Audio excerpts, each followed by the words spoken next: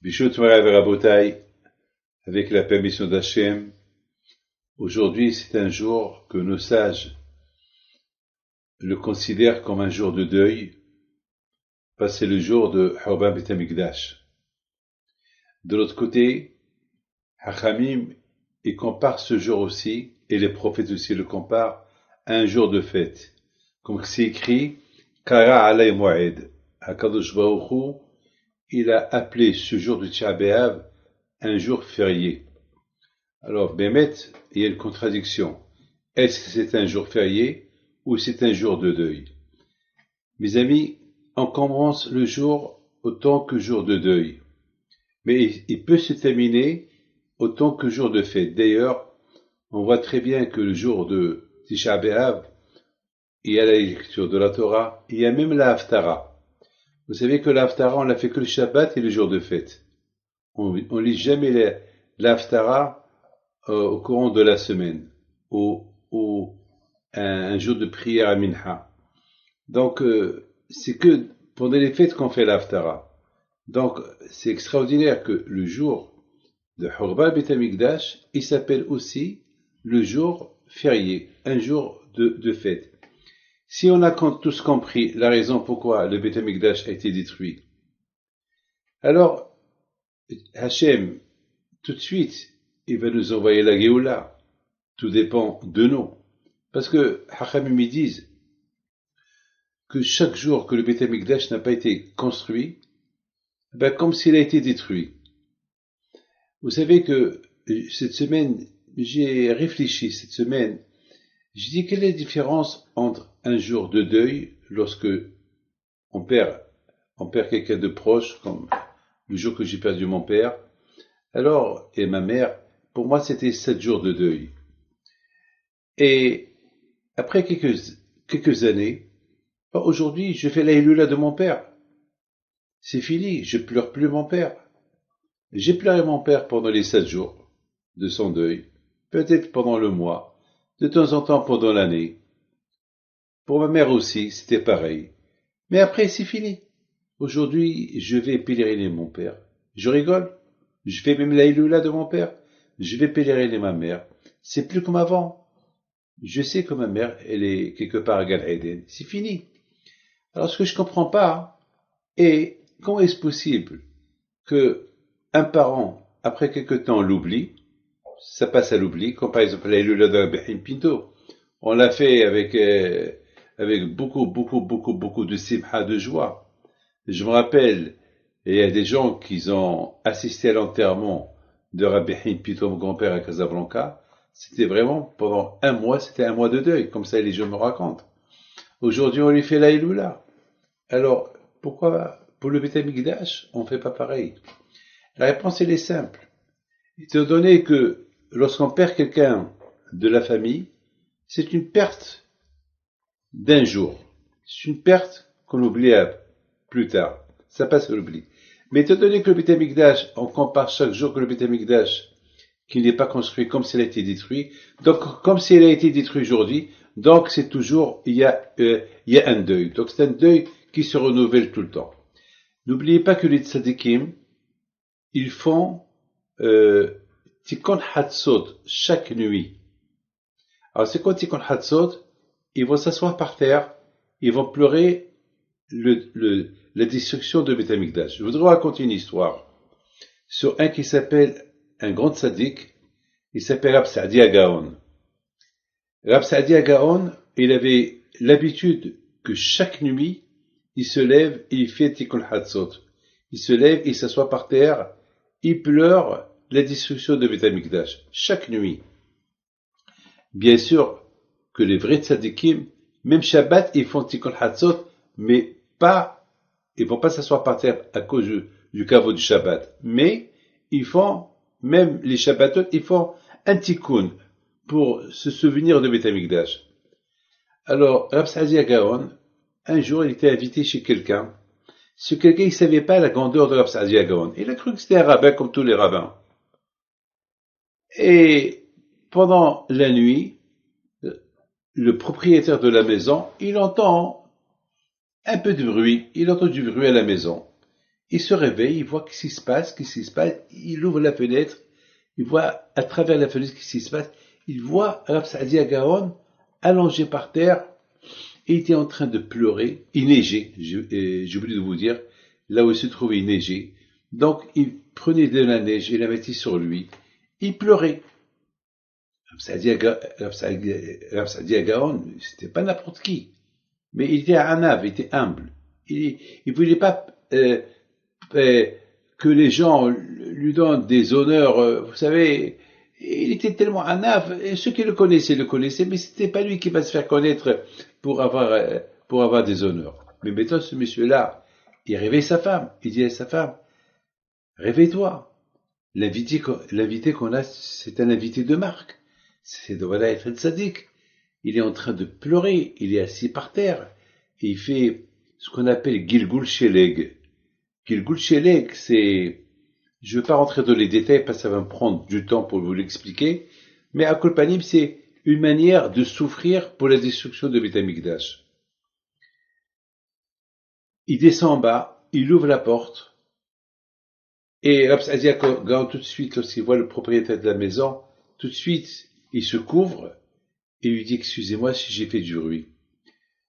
Le propriétaire de la maison, le Baal HaBayit, il a commencé à lui dire, mais qui êtes-vous?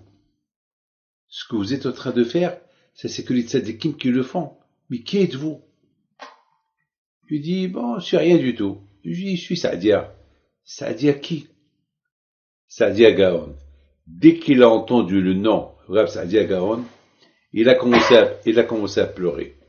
Il a commencé à lui embrasser les mains. Excuse-moi, Rabbi, si je ne sais pas comporté selon votre kavod, je vous ai donné une chambre quelconque dans la maison, j'aurais dû vous donner ma chambre. Excusez-moi. Elle lui a dit non, Hasu Shalom, ne vous excusez pas, vous m'avez bien accueilli. Ça fait déjà un jour que je suis chez vous, merci beaucoup. Il ne faut pas vous excuser. Al-Kolpanim, à un moment donné, le propriétaire de la maison lui dit, mais pourquoi vous faites tout ça? Mais vous êtes un tzaddik, vous êtes renommé, mais tout le monde a entendu parler de vous. Qui ne connaît pas Rav Saadia Gaon? Pourquoi vous faites ça? Il lui dit, mon fils, pourquoi je fais ça? Rappelez-vous, il y a quelques instants, lorsque vous avez su qui j'étais, vous avez commencé à pleurer parce que vous ne m'avez pas honoré plus. Vous m'avez dit, si je savais qui vous étiez, je t'aurais donné ma chambre. Oui ou pas? Je dis oui, je vous ai dit ça, et c'est vrai. Je dis, écoute mon fils, chaque jour que le Beit HaMikdash, il n'est pas construit, ça veut dire qu'on a besoin de faire une grande teshuva. Chaque jour, on découvre la grandeur de Dieu. Comment je connais aujourd'hui Hachem, je ne l'ai pas connu hier. Alors je fais teshuva aujourd'hui par rapport comment j'ai pas connu Hachem hier comme je le connais aujourd'hui. Vous savez qu'à Kadosh Baruch Hu, on doit avoir avec Akadosh Baruch Hu, on doit se considérer Akadosh Baruch Hu, la grandeur d'Akadosh Baruch Hu, de plus en plus devant nos yeux.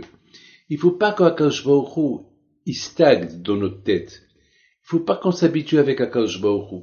La grandeur d'Hachem, on doit la découvrir chaque jour de plus en plus. De plus en plus, qu'on découvre Akadosh Baruch Hu, alors on va lui donner des éloges à Akadosh Baruch Hu plus. Alors moi, chaque jour, je découvre Akadosh Baruch Hu. Alors chaque jour, je pleure pourquoi j'ai pas découvert Hachem hier comme je l'ai découvert aujourd'hui. Pourquoi je ne fais pas de deuil pour la destruction de Beit HaMikdash hier comme je le fais aujourd'hui. Mes amis, il faut savoir une chose. Le fait que le Beit HaMikdash n'est pas construit, ça veut dire qu'il y a un manque, ça veut dire qu'il y a un problème. C'est problématique. Parce que le Beit HaMikdash, il devait être construit. Parce qu'on sait les raisons. Vous savez, lorsque quelqu'un a une voiture qui ne marche pas, il va la prendre chez le mécanicien. Le mécanicien va lui dire, voilà, il manque ça. C'est à tout ce qu'il va faire. Il va réparer un avion avant qu'il décolle. Il va pas décoller avec un problème. Il va décoller lorsqu'il n'y a pas de problème. Il va voir toutes les veilleuses, ils sont vertes. S'il voit une veilleuse rouge, il va décoller. Non. Nous, on sait pourquoi le Beth Amikdash a été détruit. On sait. Le Beth Amikdash a été détruit à cause de la haine gratuite, parce qu'on n'a pas fait kavod l'un à l'autre, parce qu'on ne s'est pas bien comporté. Vous savez, Akadosh Baruch Hu, c'est le roi. Akadosh Baruch Hu, il a besoin d'un peuple. Un peuple. Vous savez, un roi sans peuple n'est pas roi. Un peuple sans roi n'est pas un peuple. Akadosh Baruch Hu nous a donné la Torah. À travers la Torah, on devient le peuple de Akadosh Baruch Hu. On devient ses sujets. On devient connecté à lui. C'est ça la chose la plus importante que chacun de nous doit savoir. Malheureusement, croyez que Hachem n'a rien à faire que détruire son temple. Vous avez entendu un roi qui détruit sa maison? Ça n'existe pas. Akadosh Baruch Hu, il a détruit le Beth Amikdash parce que le Beth Amikdash était un lieu de rencontre. Un lieu de rencontre. On se rencontrait pour connaître davantage Akadosh Baruch Hu. C'est pas un lieu de rencontre pour business, discuter business, les affaires qu'on a fait. Non. D'ailleurs, il y a un prophète qui dit, Malechem l'irmot haserai. Il y a un prophète qui dit, mais qui vous a invité de venir chez moi? Vous êtes en train de salir ma maison. Je ne vous ai pas demandé de venir salir ma maison. Je vous ai invité pour venir, pour être bien entre vous, être votre Dieu, votre roi, être mes sujets, être mon peuple. Mais là, vous êtes en train de se déconnecter de moi. Lorsque Hachem il a vu que le Beth Amikdash ne servait à rien, alors il l'a détruit. Et une fois qu'il l'a détruit, c'est là que nous, on s'est rendu compte de la perte qu'on a perdue. C'est là, malheureusement, c'était trop tard. Mais c'est pas trop tard. Et te donner qu'on sait la raison pourquoi le Beth Amikdash a été détruit, donc on peut tout faire pour le reconstruire, si on répare les raisons pour laquelle il a été détruit. Et c'est la raison pourquoi, Alav Shalom, chaque jour qui passait, il voyait le Beth Amikdash n'est pas construit, alors ça veut dire qu'il y a un manque dans la Avoda. C'est-à-dire qu'il y a un manque dans le service de Akadosh Baruch Hu. Et étant donné qu'il y a un manque dans le service de Akadosh Baruch Hu, alors Alav Shalom, il va pleurer, pour compléter ce manque-là. Et bien sûr, alors vous savez, quelqu'un m'a posé une question. Il m'a dit, Rabbi David, tous ces tzadikim, des vrais tzadikim, ils font tout pour Hachem. J'ai dit oui. Mais alors pourquoi Akadosh Baruch Hu ne fait pas que le Beth Amikdash soit construit? Je dis, ça c'est pas le travail que dit tzadikim. C'est le travail de chacun de nous. Il faut que nous, on apprend des tzadikim, on voit les tzadikim, on voit comment ils servent à Akadosh Baruch Hu, on apprend d'eux. Je vais vous raconter une belle histoire. Il y avait un grand tzadik, j'ai oublié son nom. Une fois, il arrive dans une ville, et puis il rentre à la synagogue, et puis il y a comment ça s'appelle, il y a un monsieur qui vient chez lui, il lui pose une petite question, il avait besoin de quelque chose. Alors il dit, après la prière, on va discuter. Après la prière, il retourne chez lui, il dit, moi je peux pas t'aider, mais je vois ce monsieur là-bas qui est au fond de la synagogue, celui-là je le connais, lui, je vais lui parler, il va t'aider. Le rabbin lui-même, qu'est-ce qu'il fait? Il se lève, il va faire le monsieur, c'était le jour de Tisha B'Av. Il va chez le monsieur. Il lui dit, Adoni. Alors, le monsieur, il regarde le rabbi, et il lui fait un geste de shalom, mais il le répond. Il dit, je voudrais vous parler. Il dit, Rabbi, si ça vous dérange pas, là, je suis en train de lire l'Akina, Echa. J'ai pas encore terminé Echa. Dès que je termine Echa, je te parle. Je lui dis, pourquoi tu fais Echa? Ben, Echa, c'est un chant qu'on chante pour se rappeler de la destruction de Beth Amikdash. C'est une prophétie qu'il a écrit le prophète Yermia, et lorsqu'on la lit, ça nous connecte avec les raisons pour lesquelles le Beth Amikdash a été détruit, et on fait Teshuvah.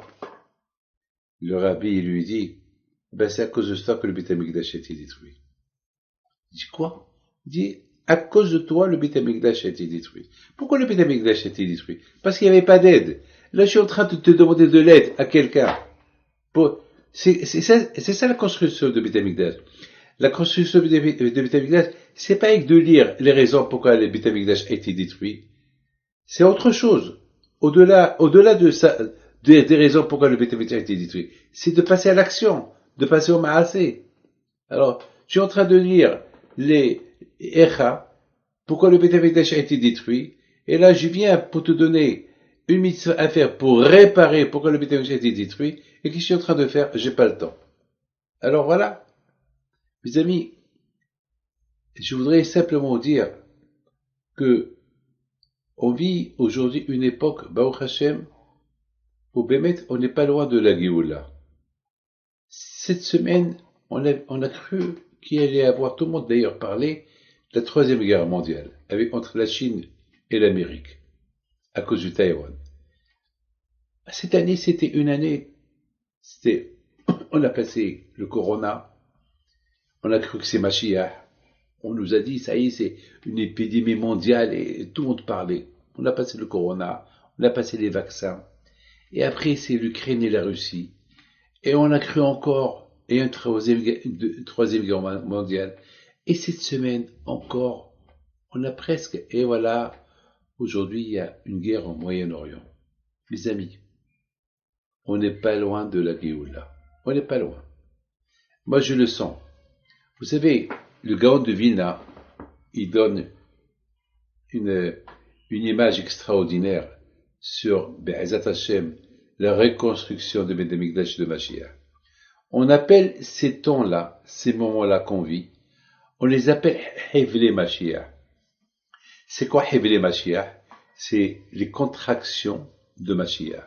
Vous savez, lorsqu'une femme, elle est enceinte, avant qu'elle accouche, elle a des contractions. Et ça lui fait mal. Elle a beaucoup mal. Et à un moment donné, lorsqu'elle commence à accoucher, elle commence à respirer. Au départ, on lui dit, elle souffre, elle a des contractions, parce qu'il y a un poids dans son ventre. Et au fur et à mesure qu'elle commence à accoucher, elle se soulage. Une fois qu'elle a accouché, elle est complètement soulagée. Il dit le Gaon de Vilna, avant que Mashiach va venir, le Gaon il dit que la Géoula elle va durer 2 heures et demie. Le Gaon de Vilna, ça fait 400 ans qu'il a vécu. À l'époque de Gaon de Vilna, il n'y avait pas encore les bombes atomiques, il n'y avait rien du tout encore. Mais il avait dit que ça allait durer 2 heures et demie. Peut-être on n'aura même pas le temps de réfléchir que vite on va entendre le chauffeur de Mashiach. Et mes amis, aujourd'hui, on les voit. Lorsqu'il y a la guerre, ça s'appelle les contractions de Mashiach. Lorsqu'on va à une guerre mondiale, on va partout où il y a la guerre, en Afrique, en Asie, en Europe, au Moyen-Orient. On voit, on est en train de vivre une troisième guerre mondiale. On est en train de vivre les contractions de Mashiach. Le soulagement peut venir qu'avec Mashiach. Donc, mes amis, on comprend très bien que le jour de Tisha B'Av, vous savez le mot Tisha B'Av. Tisha, c'est le 9 Av. Si on prend les initiales de Tav et Bet, Tisha B'Av. Alors, si on prend avec le chiffre Tisha c'est 9. Le chiffre 9. B'Av, c'est le Bet 2. 9 et 2, ça fait 11. Tisha B'Av. Je prends le chiffre de 9 et je prends le chiffre de 2, ça fait 11. Vous savez, mes amis, que le chiffre 11 dans la Kabbalah, il représente la Toum'a, les 11 sphères de la Toum'a. Et la Toum'a, sa force, c'est le jour de Tisha B'Av. Toute la force de Tisha B'Av, c'est Tisha B'Av. La force de la Toum'a, c'est Tisha B'Av. C'est sa force. Baruch Hashem, toute l'année, il est sous contrôle. Les Malachim, ils contrôlent chaque jour de l'année. Mais le jour de Tisha B'Av, c'est un jour incontrôlable. C'est un jour qu'il est, malheureusement, il est très dur. Et c'est la raison pourquoi le Beth Amikdash a été détruit le jour du Tisha B'Av. Alors c'est quoi la réparation de ce jour-là? Vous savez c'est quoi la réparation? Vous savez que dans le calcul juif, il y a ce qu'on appelle le complémentaire. Lorsqu'on dit 11, et c'est quoi le complémentaire du 11? C'est le 12. Et c'est quoi le 12? C'est les 12 Shvatim, c'est l'Ahdout. Ahdout, c'est l'union. C'est ça notre force à Tisha B'Av. Et Baruch Hashem à Tisha B'Av, tous on se réunit dans les synagogues, on est tous assis par terre, on est tous unis, on prie tous à Akadosh Baruch Hu. Alors c'est une force contre notre ennemi numéro un, qui s'appelle la Klippa, qui s'appelle l'impureté, qui s'appelle le Satan, qui s'appelle le Malach HaMavet. Donc ça peut être un jour qui peut devenir un renversement total, qui peut devenir d'un jour de deuil à un jour férié. Be'ezat Hashem, avec les deux Akadosh Baruch Hu, qu'Akadosh Baruch Hu nous réunit tous à Yerushalayim, qu'Akadosh Baruch Hu vous donne à vous tous la santé, la joie, la prospérité. Le beau travail que le rabbin a fait, c'est vraiment extraordinaire. On souhaite une bonne santé à toute la communauté juive de Montréal, Toronto. Et bien, si Dieu veut, peut-être d'ici, dimanche, Be'ez Hashem, Shabbat, Mashiach ne peut pas venir. Le vendredi, Mashiach ne peut pas venir. Dimanche, oui. Dimanche, oui. Ouais. Et surtout, à Botaï, Baruch Hashem, quelle joie. Au lieu que Tisha B'Av, il est tombé Shabbat. C'est extraordinaire. Le jour du Shabbat, qu'est-ce qu'on a fait? On chante, on boit du vin, on mange de la viande. Et c'est Tisha B'Av, alors que pendant les 3 semaines, on fait rien du tout. Et le jour de Tisha B'Av, on mange et on fait une fête extraordinaire. Comment vous comprenez ça? Ah ben parce que c'est Shabbat. Le Shabbat, c'est le jour de la Teshuvah. Le Shabbat, c'est le jour que on pousse tout. On pousse tout, mais le Shabbat, on peut pas le pousser. On pousse Tisha B'Av. C'est quoi Tisha B'Av? Pourquoi le Beth Amikdash a été détruit? Parce qu'il n'y avait pas le Shalom. Shabbat, c'est quoi? Shabbat Shalom. Shabbat, c'est le jour du Shabbat. Donc, si avec on continue, le jour du Tisha B'Av, qui tombe, le jour du Shabbat, si avec on continue, avec le Shalom, avec l'Ahdout, samedi soir, avant qu'on commence Tisha B'Av, Mashiach peut déjà venir. Que Hashem vous protège. Amen, Keratzon. Bisrot Rabbi, puis de soit avec vous. Amen.